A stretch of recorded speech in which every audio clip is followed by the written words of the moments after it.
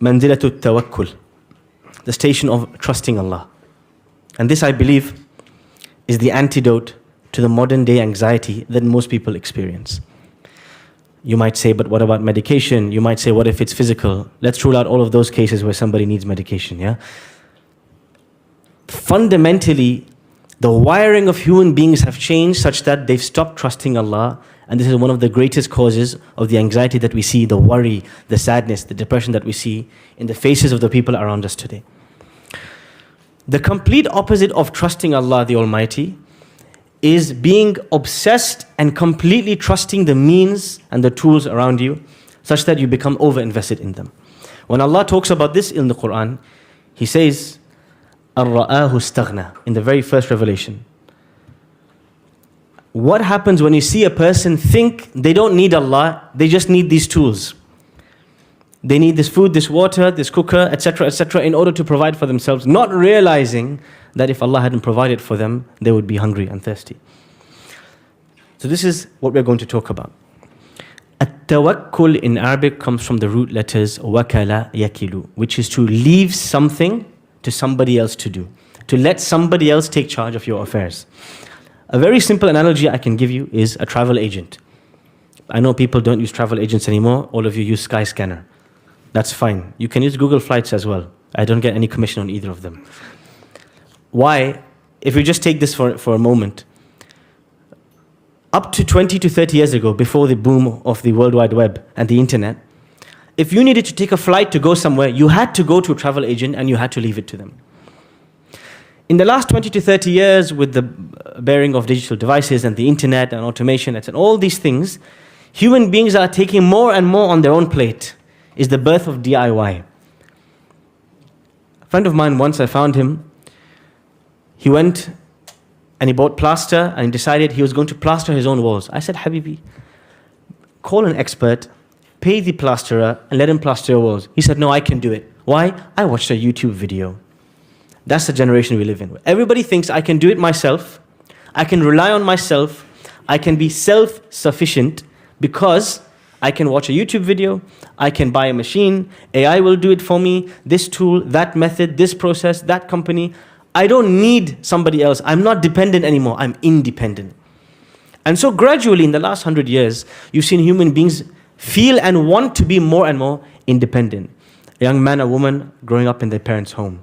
The same mother who put the food inside this child's mouth and fed them so dependently for so many years, all of a sudden a day comes, the child says, I don't need you anymore. I want to be independent. Where did this sorcery come from? Where did this idea come from? This desire to not need somebody else, or to not need, effectively in the end, to not even need Allah subhanahu wa ta'ala himself. This is the disease of our age.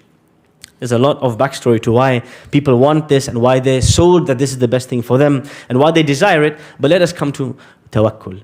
Wakala yakilu, to leave something to somebody else. A travel agent is a wakil.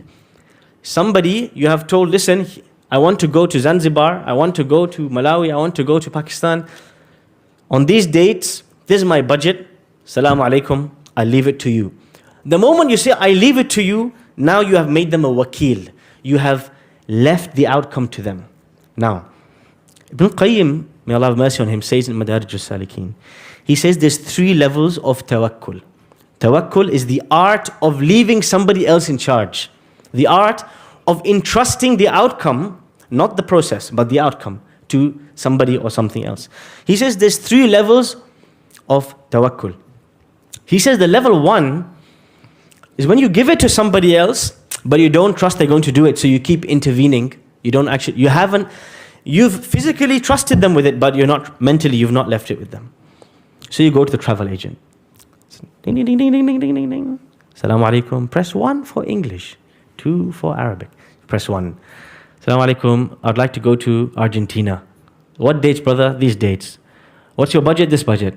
Direct, indirect, blah, blah. Okay, these are my constraints. Okay. All right, brother, tomorrow I'll give you the packages. Assalamu alaikum. I call back. Brother, can you make sure the person who picks me up is of this height, looks like this, the specification of the car. You know the hotel? I don't want the hotel to be on the east side of the city, it has to be on the west side of the city. And actually, can you make sure there's late checkout and early breakfast and free this and make sure there's a sauna and this and that. What do you think the agent's going to say at the end of the call? Habibi, you book. In fact, you book my tickets as well, since you're such a big expert.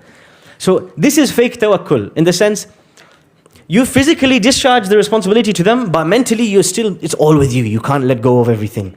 You want to be involved. You're obsessed with every step of the process. You're obsessed with the method. Okay, Habibi, then you do it. Why are you giving it to me? This is level 1. And Ibn al-Qayyim says many people, a vast majority of people, they pretend to trust Allah, but in reality they're doing this level 1, where they say, Allah, I leave it to you, but actually, I can't leave it to you. I can only rely on myself to get it done. That's level 1. Then you have level 2, which he calls at-tafweed. To resign, in the most deep way, to resign the outcome to Allah. And he says that tafweed is when you do everything possible that you can do, you exhaust the means, but the outcome, the result, you say, oh Allah, this is for you. You have an exam. You start preparing 6 months before. You download the past papers. You memorize the summary. You write notes with 4 different colors, 3 different highlighters. You watch every video on the internet. You do everything you possibly can in preparation for the exam. And when you rock up on the exam day and you do the exam and you come home, you say, oh Allah, I've done everything I could do. The rest is up to you. Such that when the outcome comes, you are completely unbothered by the outcome. If it's 0 or if it's 100, you are not bothered. Why?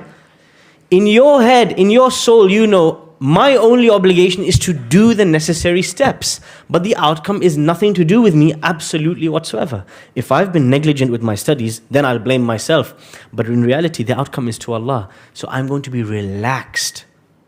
So everybody else is coming on results day like this. Can I have my results? And you're there relaxing. Because you know it doesn't matter.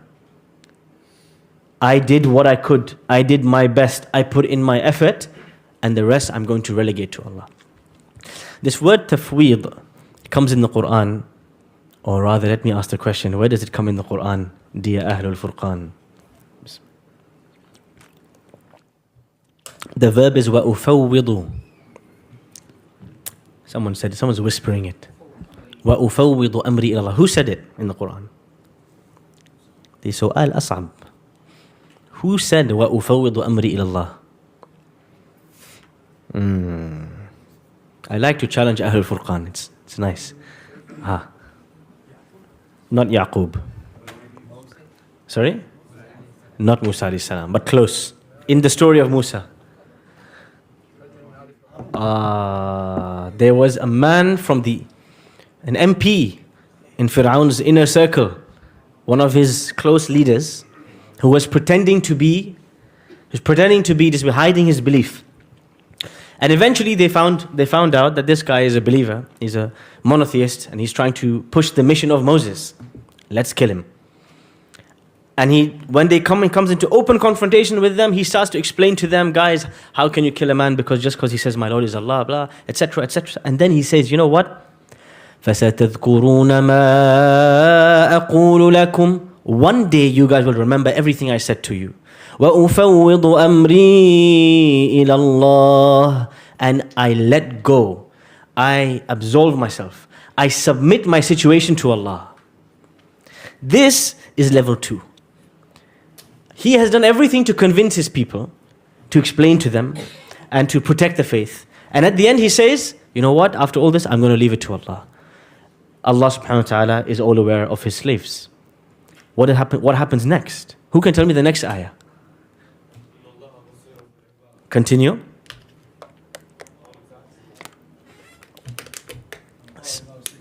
فَوَقَاهُ اللَّهُ سَيِّئَاتِ مَا مَكَرُوا. The moment he said, I'm going to leave it to Allah, I'm done. I've done everything I could possibly do. I've exhausted myself. The next ayah Allah says, Allah protected him from all of their evil plots. They couldn't get him. Why?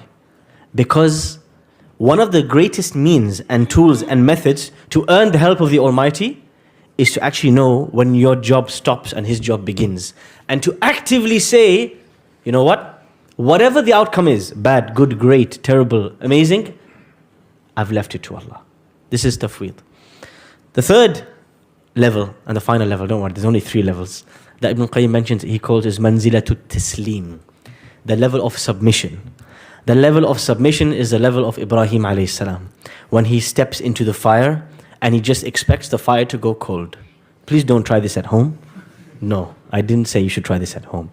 He steps into the fire and he knows, I have submitted to Allah and I have completely submitted the situation to Him. My hands are tied, and so Allah will look after me. One of the most beautiful outcomes or results or fruits of tawakkul is it gives you confidence. You are willing and able and ready to go anywhere and do anything so long as it pleases your Lord and the Almighty, because you know if He asked you to do it or if it pleases Him, there is no way He's going to abandon you in the process. The verses I recited in the beginning tells a similar story. The Prophet Musa alayhi salam goes to his people. He says, Banu Israel, 5 out of 5, great job. Here we are, I'm paraphrasing, yeah? Don't quote me on this. Here we are, we've reached here, you've been with me all these years, you exited Egypt, you've come into the middle of nowhere, and now, final test, boss level test. What's the boss level test? He says, look, there is the Holy Land, the land of Palestine, the land of Canaan, the land of the messengers and prophets. That is your final destination and home. But there's only one thing, you're going to have to fight for it. And don't turn back and run away, because then you will be losers. They said, Musa, inside, we can see that inside those gates there's a big army, qawman jabbarin, powerful people. And we will never enter until those guys leave. If they leave, then talk to us. Give us a call, we'll make the move. What's wrong with these people? Do they lack courage? Do they lack risk-taking? Are they anxious? Are they worried? What's the issue? There's only one issue. All of those things might be symptoms. They're fearful, they're anxious, they're lazy, they're cowards. You can say all of those things. But you know what the root cause is? They don't trust Allah enough with the outcome. They think it's all about power and strength and numbers. And so they've decided, we're not going to even move. We're not even going to try. Why? There's no point. 2 men from the people of Musa stand up. قال رجلان من الذين أنعم الله من الذين يخافون. 2 men who were fearful of Allah stood up. They said, guys, just make the effort and enter the door. If you make the effort, how on earth is Allah going to humiliate you and leave you behind? You have to take the step. The outcome is not in your hand, but you have to take the step. And hear what they say at the end. وَعَلَى اللَّهِ فَتَوَكَّلُوا إِن كُنْتُم مُؤْمِنِينَ. You must trust Allah if you are believers.